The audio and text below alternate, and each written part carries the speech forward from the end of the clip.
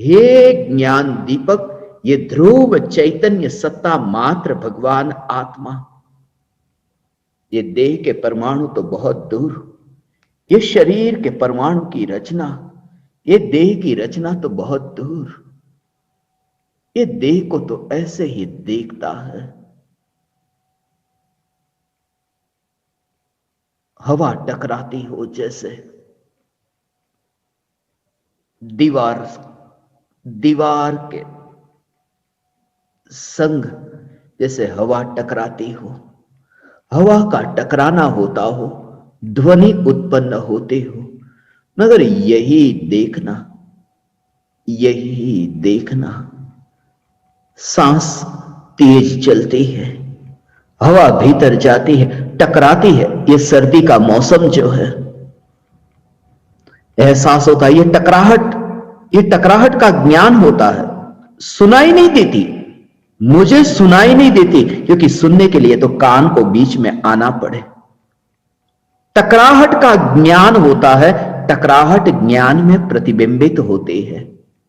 देह से तो नाता ही टूट गया, देह ये इंद्रियों के परमाणु से तो नाता ही नहीं, देह के परमाणुओं को तो ग्रहण ही नहीं करता, ये देह के परमाणु को तो ऐसे ही देखता है कि जहां परमाणुओं को मैंने ग्रहण ही नहीं किया। तो जब ज्ञान होता है, ये परमाणु का टकराना, ये सांस का टकराना, ऐसा जब ज्ञान होता है, तब ये परमाणु परमाणुओं की टकराहट, ये देह की क्रिया में ऐसी ही ये ऐसी ही दृष्टि दूर से ज्ञान सत्ता मात्र भगवान आत्मा, वे नहीं आते हैं यहां पर। कितनी दूरी और कितना फासला तुम्हें दिखाई देता है। पेड़ की डाली हवा के निमित्त से हिलती डोलती हो, मगर जैसे तुम सिद्ध परमात्मा को देखो, सिद्ध परमात्मा ध्रुव चैतन्य सत्ता मात्र, ऐसे सिद्ध परमात्मा सदाकाल स्थित, और पेड़ की डाली के परमाणु हवा के परमाणु टकराने से हिलती हो, ऐसी डाली हिलती हो, बस ऐसी ही दशा, ये ऐसी ही दशा। सांस भीतर जाती है और ये शरीर के परमाणु का टकराना, ये ऐसे ही टकराना होता है। कुछ डालियां ऐसी है नीचे लटक रही है। अभी अभी शाम को मैं घूमने के लिए निकला था और ऐसे ही मैंने इस देह के परमाणु को देखा। इसे 7 राजू की दूरी से सिद्ध परमात्मा जानते हो, पेड़ की डाली जो जमीन की ओर ऐसी लदी हुई, ऐसी वह डाली जमीन की ओर ऐसी वह झुकी हुई, और वह डाली हवा के निमित्त से जैसे हिलती डोलती हो, मैंने ऐसे ही देखा। दोनों हाथ हिल रहे थे, मगर ये दोनों हाथ को देखता और रास्ते पर जैसे मैंने देखा पेड़ की डाली भी नीचे झुकी हुई हवा के निमित्त से डोल रही है, और ये हाथ के परमाणु भी डोल रहे हैं, मगर जैसे सिद्ध परमात्मा चैतन्य इतनी दूरी, और मैं सिद्ध परमात्मा मात्र चैतन्य मात्र, और ये देह की क्रिया को देखना तुम हो ही नहीं। हे ज्ञान दीपक, ये शरीर के परमाणु को ऐसे देख सको, और ये तो एक क्रिया की बात कही, प्रत्येक क्रिया में, शरीर की प्रत्येक क्रिया में तुम्हें ये दशा प्रकट हो सकती है। देह की किसी भी क्रिया के काल में ये शरीर के परमाणु को जो इतनी दूर से देखता है, फिर जलता है देह, मगर जलते हुए देह को भी ऐसे ही देखता है। बहुत मिर्ची खाई, पेट में जलन होती है, जल रहा है पेट, क्या करे, मेरा वश नहीं, बुझाया नहीं जा सकता, मेरे पास ऐसा कोई उपाय नहीं। आग लगी, देखता है ऐसे ही जैसे मुनि देखते हैं, जंगल में लगी हुई आग को। मुनि के पास कोई साधन नहीं, आग को बुझाए ऐसी मुनि के पास कोई सुविधा नहीं। जंगल में लगी हुई आग को जैसे देखते हैं और ये देखते हैं कि मेरा कुछ भी नहीं जल रहा है, क्योंकि जंगल का मालिक मैं तो नहीं। और ये शरीर में इतनी जलन हो रही है, पेट जल रहा है, सीना जल रहा है, मगर ये जलते हुए देह को जंगल जल रहा है। और मुनि का अर्थ क्या? मौन को उपलब्ध। जो चैतन्य सत्ता त्रिकाल मौन है, ये मौन सत्ता, ये बोलती नहीं है, ये चुपचाप ये मात्र जानती है, कुछ करती नहीं। पुण्य और पाप के कर्म का उदय, ये पुण्य और पाप के कर्म के उदय से मिर्ची मिली, पुण्य के उदय से पेट में जलन हुई, पाप के उदय से। मगर दोनों स्थिति में जो चुपचाप जानता है ऐसा नहीं, जानता है ऐसा नहीं, जो सत्ता मात्र है उसमें एकत्व जानता है, वह पर्याय में प्रतिबिंबित होता है। ज्ञान की पर्याय में यह प्रतिबिंबित होता है, मगर उस पर्याय में भी जिसने अपने को बहता हुआ नहीं देखा, जिस पर्याय के परिणमन में भी जिसने अपने को बहता हुआ न देखा, और ध्रुव चैतन्य सत्ता मात्र ऐसी ध्रुव चैतन्य, क्योंकि पर्याय का परिणमन है ना, वो परिणमन को तो जन्म मृत्यु ऐसा देखता है, उसमें तो जन्म मरण देखता है। और ध्रुव सत्ता वह है, बस उसी में श्रद्धा की पकड़ नहीं छूटती। यह श्रद्धा का जोर, मगर श्रद्धा का जोर उस पर जोर नहीं है, श्रद्धा का जोर तो ज्ञायक देव पर है। मैं आत्मा हूं, मैं आत्मार्थी नहीं, मैं चुपचाप बर्दाश्त नहीं करता। बर्दाश्त करने में कुछ कर्तृत्व है, इसलिए मैं करता नहीं, मैं भोगता नहीं, मैं करता भी नहीं और मैं भोगता भी नहीं। मैं ज्ञाता दृष्टा नहीं, मैं ज्ञायक देव। ज्ञायक देव एक है, ज्ञाता दृष्टा में दो, ये विकल्प खड़े होंगे, ज्ञाता और दृष्टा, जानने वाला और देखने वाला, ये दो विकल्प खड़े होंगे, मगर मैं तो हूं एक। ये दो भेद नहीं, इसलिए जहां दो गुण के भेद का विकल्प भी नहीं, बस ऐसा मैं भगवान आत्मा। इसी जैसे तुम्हारी श्रद्धा होती है ना, वो जो है मैं दो हाथ वाला, ऐसा कभी विचार आया मैं दो हाथ वाला, कभी विकल्प ही नहीं उठता।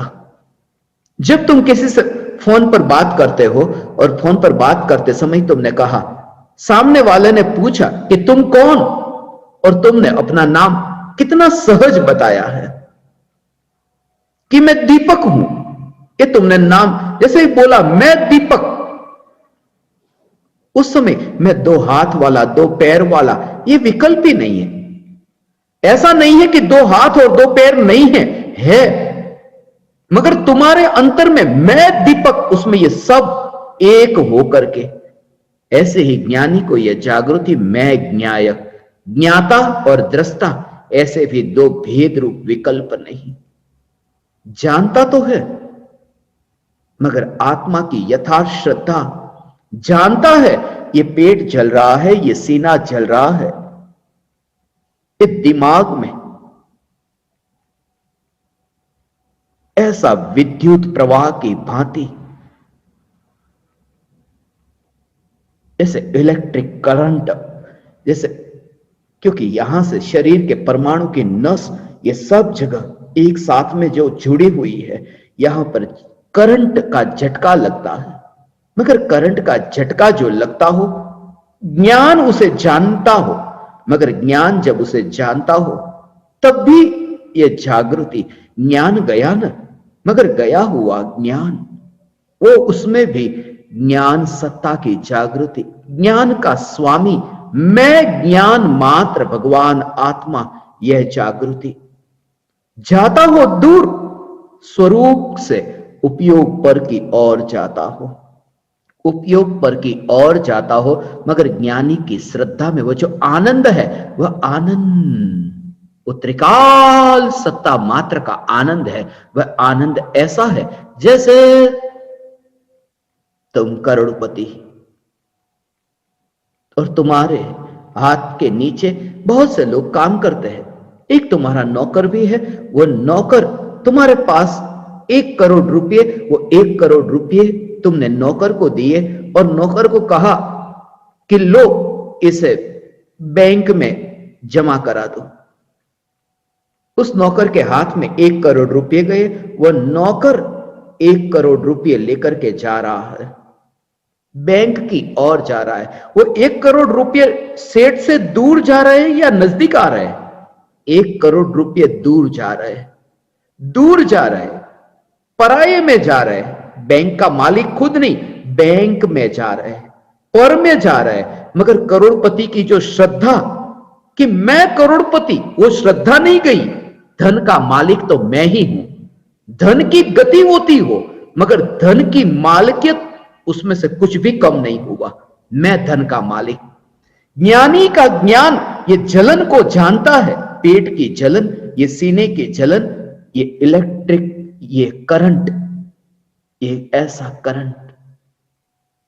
मगर ज्ञान जब उसे जानता हो, तब भी ज्ञान अपनी सत्ता में है, मैं अपनी सत्ता में हूं, मेरा वैभव कहीं बाहर न गया। हे ज्ञान दीपक, ये चैतन्य परमात्मा की श्रद्धा ये तुम्हें होगी, क्योंकि आज जो स्थिति मेरी, कल तुम्हारी भी आएगी। कल तुम्हारा भी देह बैर बिखेर होगा, कल तुम्हारा भी देह शमशान की ओर जाने की तैयारी करेगा, जैसा मेरा देह अभी कर रहा है। मगर आज तुम तैयारी कर लो, परीक्षा के समय फिर तुम्हें चिंतित होने की जरूरत न पड़े। आज ये तैयारी करो, ये पूर्व तैयारी है और ज्यादा देर नहीं। 2 साल, 5 साल और कितना काल, वह समय आएगा।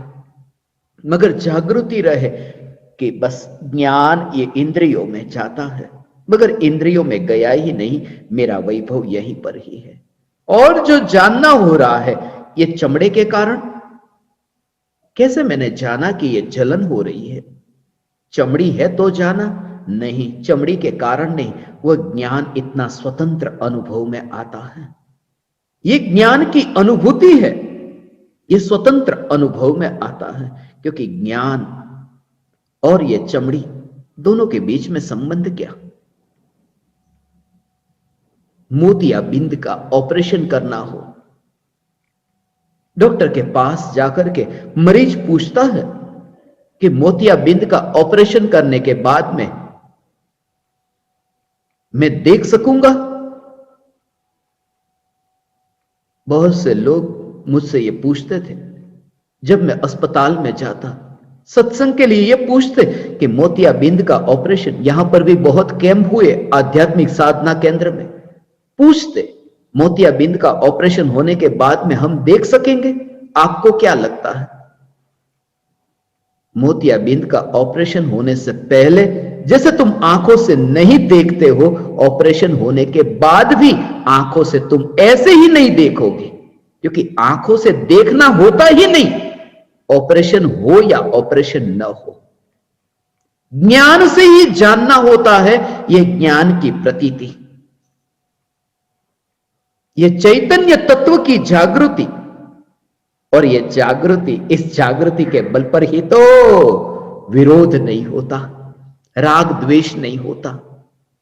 इसलिए तो दोनों स्थिति में वो इतना संभाव में रहता है, न राग न द्वेष, दोनों स्थिति में संभाव में, क्योंकि अभी जाने का समय हुआ है, मेरी मृत्यु का समय हो रहा है, मैं मरने की ओर जा रहा हूं। और जब जा रहा हूं मौत की ओर, तो फिर जाते जाते विवाद न करूंगा। जाते जाते मैं चुपचाप निकल जाऊं। मौत की घड़ी पर तुम सुनते हो ना, मृत्यु है, और मृत्यु की घड़ी जब हो तब ये कहते हैं ना कि मौत है, और मौत की घड़ी में क्या द्वेष करना, क्या राग करना, क्या मोह में फंसना। मौत है ना, चुपचाप यहां से निकल जाओ। मृत्यु के काल में चुपचाप यहां से निकल जाओ। और जब मैं तुमसे यह कहता हूं, उस बात में बहुत गहराई है कि मृत्यु तो होगी, मृत्यु हो रही है, मगर मरते मरते जब मौत हो रही है, जब जाना है, जब टिकना ही नहीं। अमर बोल लेकर के तो आए नहीं, कहते थे ना। जब जाना ही है, जब मरना ही है, तो विरोध क्यों करना। और यह कला जिसमें प्रकट हुई, वह कौन है? वह ज्ञान है। ज्ञान, ज्ञान का भाव थोड़ा अब समझो कि जब पेट में जलन होती हो और सीने में जलन होती हो, उसे जानने वाली जो पर्याय है, वह ज्ञान की एक समय की पर्याय, वो एक समय की ही है। और ज्ञान की पर्याय जब यह जानती है, और यह जानती है कि एक समय में तो मृत्यु है, क्योंकि पर्याय का काल एक समय का, जब एक समय में पर्याय की मृत्यु होती है, तब फिर क्या विरोध करना। जब मरना ही है, ज्ञान की पर्याय को जब मरना ही है, तो फिर क्या विरोध करना। चुपचाप मर जाना बेहतर है। और ऐसी एक नहीं, ऐसी अनंत पर्याय, ज्ञान की अनंत पर्याय मरी, चुपचाप मरी, ज्ञेय को मात्र जान करके, कोई विरोध करके नहीं। समझदार है ना, ज्ञान तो समझदार है। विरोध तो वे करते हैं जिसमें समझ नहीं। विरोध करने वाले तो राग द्वेष है, जिसमें समझ नहीं, जिसमें ज्ञान नहीं, जो जड़ है। जो जड़ होते हैं वे विरोध करते हैं। चैतन्य विरोध नहीं करता, क्योंकि चैतन्य परमात्मा कैसे विरोध करे। समझ का स्वामी जो है, प्रति समय ये जागृति, ये देह की क्रिया हो रही है, मगर देह की क्रिया बस इसलिए तो देह रह गया। अब इस देह की पूजा नहीं होती, अब इस देह की भक्ति नहीं होती, अब इस देह में क्या सजाना,